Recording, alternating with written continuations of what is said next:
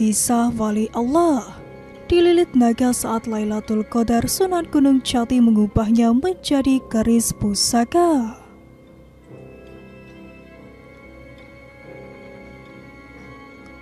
Sunan Gunung Jati yang lahir dengan nama Syarif Hidayatullah atau Sayyid Al-Kamil adalah salah seorang wali songo.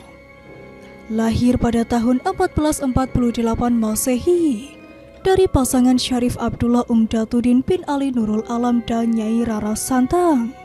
Sunan Gunung Jati merupakan salah satu ulama sekaligus wali Allah yang memiliki banyak keistimewaan dan keabadian. Dalam sejarah Cirebon, Sunan Gunung Jati dikisahkan sebagai seorang wali yang dipertemukan dengan malam Lailatul Qadar oleh Allah. Dalam Islam, Lailatul Qadar merupakan malam kemuliaan. Malam ini hanya dapat ditemukan pada saat bulan Ramadan. Bahkan kenang-kenangan yang beliau dapat dari perjumpaan dengan malam Lailatul Qadar itu kelak menjadi pusaka kesayangan hingga ajal menjemputnya. Kenang-kenangan yang diperoleh dari malam itu merupakan sebilah pusaka keramat yang melegenda hingga kini. Ditinjau dari sisi kekerapatannya, malam Lailatul Qadar menjadi istimewa bagi umat Islam. Karena pada malam ini ampunan Allah turun. Bahkan bagi siapapun yang dipertemukan dengan malam Lailatul Qadar tersebut ketika sedang beribadah ataupun melakukan kebaikan-kebaikan tertentu, maka pahalanya akan dilipat gandakan oleh Allah Subhanahu wa Ta'ala. Menurut naskah Mertasinga, dikisahkan suatu waktu Sunan Gunung Jati dipertemukan dengan malam Lailatul Qadar.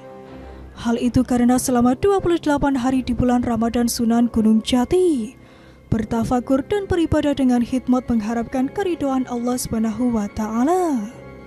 Pada malam ke-29 ketika Sunan Gunung Jati sedang melaksanakan sholat di sepertiga malam, turunlah seekor ular naga dari langit.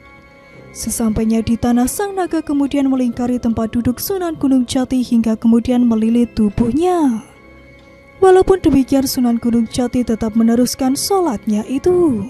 Setelah selesai kemudian beliau melanjutkannya dengan berdoa. Sesudah selesai berdoa, barulah kemudian perhatian Sunan Gunung Jati dialihkan kepada sosok ular naga tersebut. Sedangkan usai sholat, Sunan Gunung Jati pun memegang kepala sang ular sementara ekornya ditegakkan ke arah langit.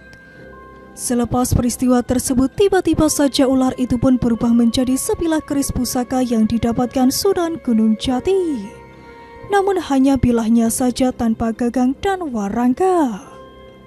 Itulah kenang-kenangan yang didapatkan Sunan Gunung Jati ketika diperjumpaan dengan malam Lailatul Qadar.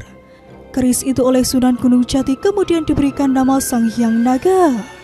Selepas Sunan Gunung Jati menyelesaikan tafakurnya di bulan Ramadan, beliau pun kembali pulang ke istana. Di istana beliau pun memerintahkan kepada Ki Bengkok untuk membuatkan gagang serta warangka keris yang baru dia dapat.